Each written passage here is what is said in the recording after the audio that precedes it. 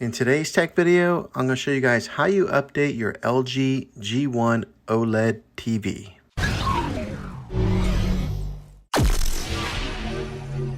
So the first thing that you're going to want to do is grab your remote control here. Let me focus it on here. Okay, on your remote control here, you'll see that there's a settings button.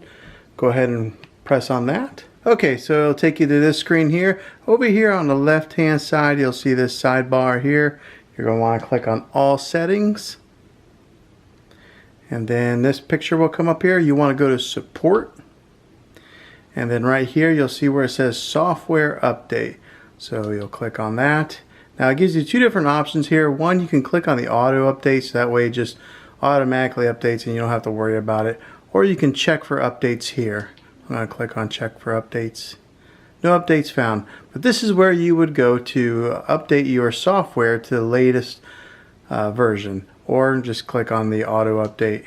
Just like that. And then you won't ever have to worry about it. Hopefully this video was helpful. If it was, go ahead and throw a thumbs up on it.